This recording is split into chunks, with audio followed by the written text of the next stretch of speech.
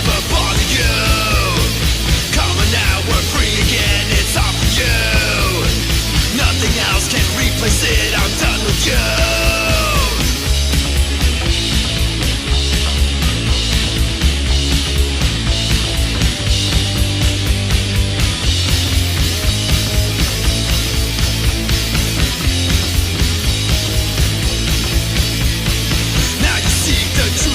It's not for you. Don't you dare to congregate, I'm right for you. Plastic faces everywhere made just for you.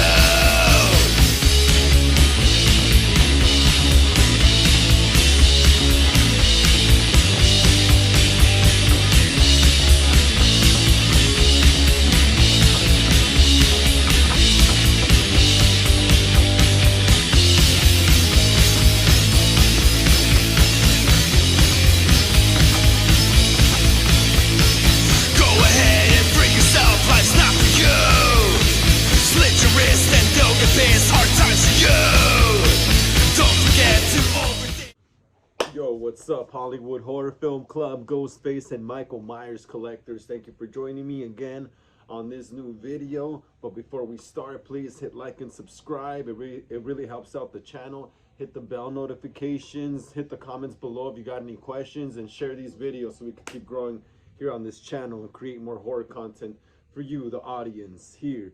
Anyway, thank you again for joining me on this video on why I think Scream 7 could work as a direct sequel to Scream 4.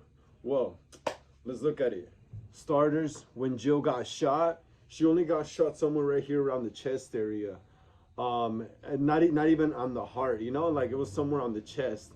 And supposedly I heard somewhere before, like in an article or something back in the day, that they did that in order to leave it open in case they were able to do a sequel, you know, and bring her back and stuff. But that obviously never happened.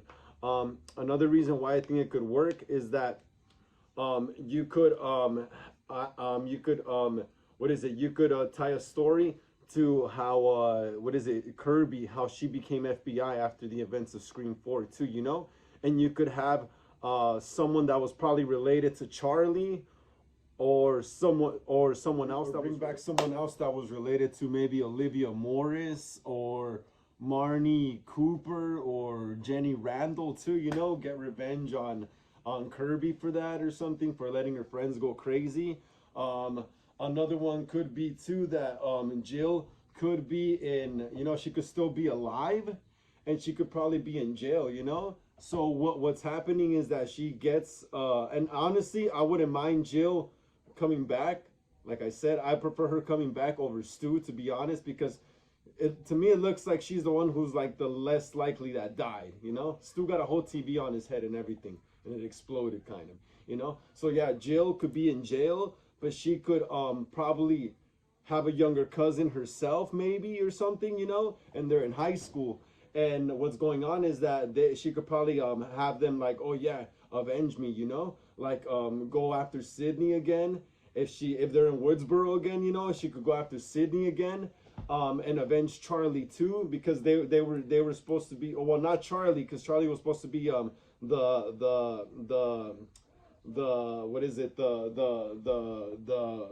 Trevor's accomplice. But they could make it seem like you know how Jill and Charlie in Scream 4, like it was only one Scream, we only got one Scream movie, and they didn't really get their time as the killers. They only got one movie, you know, they just got one movie and they died. Their glory as killers wasn't really acknowledged until now, kind of, you know, like people just kind of looked over them for a while, you know. So she might want to do that, you know, make sure that the memory of Charlie and Trevor is still alive, you know, and while she's in jail, you know, and tries to get revenge and kill Sydney finally herself, you know. So it could also be like a Sydney centric story, you know, where part of it could focus on Sydney and what she did after Scream 4 and if she had a family and stuff.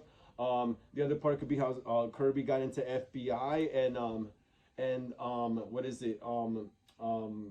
started investigating Ghostface killings, you know, as she says in Scream 6.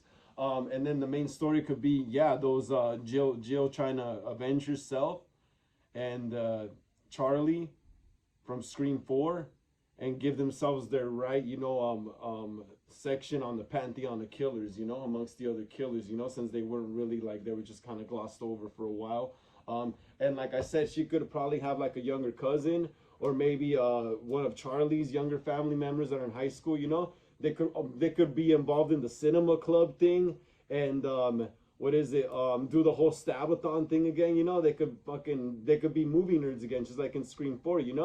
And well, then Jill hires them to be the killers for this new generation. In Woodsboro. To keep the memory of Trevor and Charlie alive. The 2011 Woodsboro killing spree. So she could hire them to be the killers. Two high schoolers again, a boy and a girl. Maybe have three killers again. Because I also heard another theory. I think it was maybe the YouTube channel Beyond the Mask. Shout out. What is it? That there was a third killer in Scream 4. That there was supposed to be a third killer in Scream 4. The killer that ties up Charlie on the chair. Remember that towards the end, where he's doing the trivia game with Kirby. Well, apparently that wasn't Jill. Supposedly, that was apparently someone else that was watching from behind the scenes or that was involved too. But we never got to see who that was. Because apparently there was a deleted scene where Sheriff Judy Hicks actually makes her way to Kirby's house while everything is going on, and she finds supposedly she finds a ghost face mask. Sorry, she finds a ghost face mask on the floor, and she picks it up, and then Jill comes out of a door frame, and she holds her up with her gun, and they're just like right there looking at each other as that is happening with Charlie and Kirby and Sydney down at the basement in the bottom when Charlie's tied up by the other Ghostface.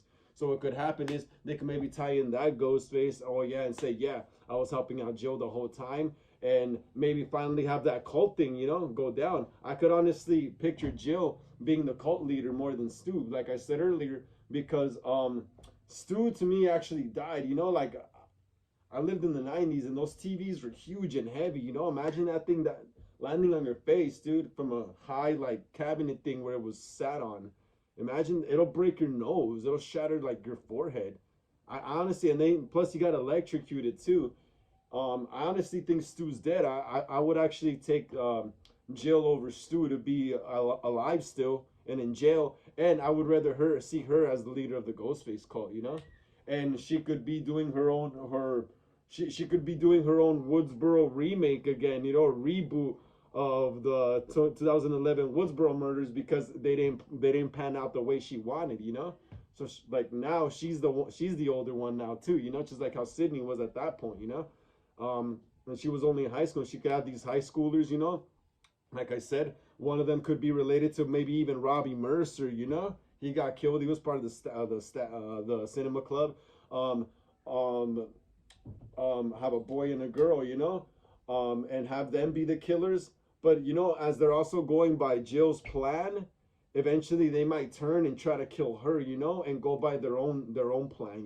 They might just be crazy, stab and just movie fanatics, that just like have watched so many movies and just decided just to go on a killing spree. That it'll be way more funner to go on a real killing spree than actually making a movie. It'll be cheaper too. So yeah, and yeah, that for me that could work too, because they could bring the whole Stabathon, have another whole Stabathon party thing, with Ghostface running around killing people. That'll be fun to watch. We could see the town of Woodsboro again, see different cliques, see the whole Ghostface culture in Woodsboro, how it is, like how the whole Ghostface culture is, when Sydney and like all the main people aren't involved, and how it affects other smaller groups of people, and how Ghostface could just go after anyone. It doesn't even have to be, blood related anymore. It's just some people are crazy, and just some people want to go on a killing spree, seeing all these true crime documentaries and stuff like that. Yeah, I think it could probably work. They could bring in Mark Kincaid too, and like I said, this could be like a direct sequel to Scream 4, Scream 7. So what they could do is you could still keep the Carpenter storyline, like I said, you could still, they're always going to be there. But what they could do is they could go a couple years back before Sam and Tara's story started, and maybe like around, like, okay, Woodsboro murders 2011, 2012, 2013, 2014. They could probably take place 3 years, 4 years after the Woodsboro murders, you could bring back Dewey too as well, you know. You could probably see a little like cameo and Easter egg of Sam, you know, and Tara, you know, or their mom or something like that, you know, in the background, just to let you know, hey, you know, they're still here, their story's still relevant, but this is it. We're telling a different story right now, you know, and that could be awesome. You know, you could show how Woodsboro was post Charlie and Jill's, you know, killing spree, but in reality, people were led to, oh yeah, well that didn't really pan out in the end, right? That didn't really pan out in the end. That it was yeah, because they found out Jill was another killer in the hospital at the end. So I take that back, where Charlie and Trevor were gonna be the ones remembered as the Woodsboro killers. No, it was actually gonna be Jill and Charlie still. Yeah, exactly, like I had it. So yeah, and Jill's trying to avenge, you know, her and Charlie's killing spree and give themselves, you know, their rightful place in the pantheon of killers, you know, the Ghostface killers, you know. And like I said, that's her plan. But the kids she hires could be going on their own rogue plan after they, you know, either kill her or something. I could see them killing Jill, you know. I could see them killing Jill after they use her, you know, and like, and they feed off her knowledge and stuff, you know, about how to be a Ghostface and how to be a killer, you know. And after she gives them the plan, you know, and then they go on and do, after they trick her into believing that they accomplished her plan, which is probably to kill Sydney, you know, to accomplish finally what she was trying to set out in 2011, you know, but she never did. So they can make her think, oh yeah, we got Sydney, so they probably catch her, you know, she's knocked out or something, and they show her, yeah, she's right here, and they're gonna let her think she's in they're gonna let her think that they're gonna let Jill kill Sydney, but instead they kill Jill. Bam, they kill Jill instead. You know, bam, you know, she's done. And now the two new killers are going on their own rogue plan. Like I said earlier, they're probably just crazy movie fanatics at this point, you know, like they should just do that. They almost did that with Scream 5 with Richie and Amber. They were like, they wanted a good stab. I like the motive they had. The one about not being a good stab movie. Well, they could elaborate in this movie about that, you know, like, yeah, which is crazy, you know. Scream fan, Ghostface was stab fans, you know, in their universe, and they want to kill the actual final girl too, you know, just to be just to do something that the movies couldn't do, you know, and just kill her, kill Sidney Prescott, something the stab movies couldn't do, and something the real Ghostface killers couldn't do in real life, you know.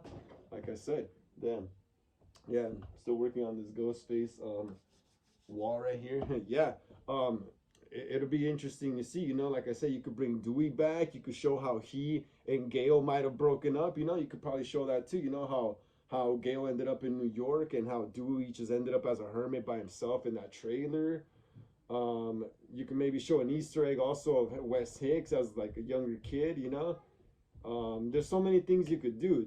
It's just like that's honestly what I would like to see if, you know, if I were making Scream 7, you know, I would just make a direct sequel to Scream 4, because I really wanted to see what Woodsboro was like post like Charlie's and Jill's killing spree, you know. I really wanted to know what that was like, and we never got to see that Scream, you know. We never got the original Scream 5 that we were supposed to get, because instead they did the MTV Scream TV series, which I love too, by the way. I don't mind it, but that's another reason why we didn't get that, you know.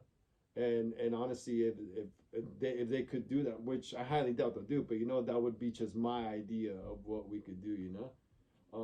You know, you could do so many things with it, but that's just my theory, you know. And thanks again, Hollywood Horror Film Club, for joining me on this video on why I think Scream 7 could work as a direct sequel to Scream 4. Please like and subscribe, hit the bell notification. It really helps the channel. Comment below if you got any questions. Share these videos so we could keep growing here, keep delivering you more horror content. And follow us on Instagram at Hollywood Horror Film Club. And thanks again for joining me.